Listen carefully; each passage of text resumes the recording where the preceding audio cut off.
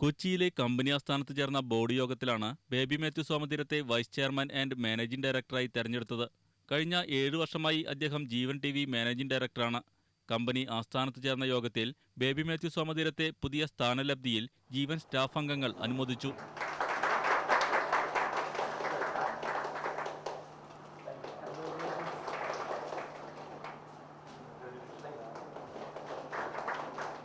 Channel വിപുലീകരണത്തിന്റെ ഭാഗമായി company 10 കോടി രൂപയുടെ നിക്ഷേപം നടത്തുമെന്ന് ബേബി മാത്യു സോമതീരം മറുപടി പ്രസംഗത്തിൽ അറിയിച്ചു.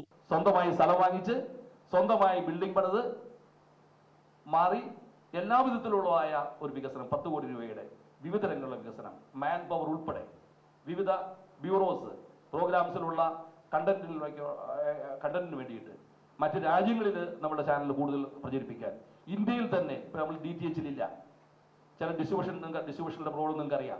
ഇതെല്ലാം പരിഹരിക്കാനുള്ള ഒരു വൻ പദ്ധതിയുമായി പോകാൻ ഞങ്ങൾ ഇന്ന് തീരുമാനിച്ചു. ചടങ്ങിൽ Jeevan T V executive editor PJ Antony അധ്യക്ഷനായിരുന്നു. Jeevan T V director doctor Biju Alappat, network vice president KK Thomas, assistant general manager സേവ്യ കരേടൻ എന്നിവർ ആശംസ നേർന്നു. ജീവൻ ന്യൂസ്, കൊച്ചി.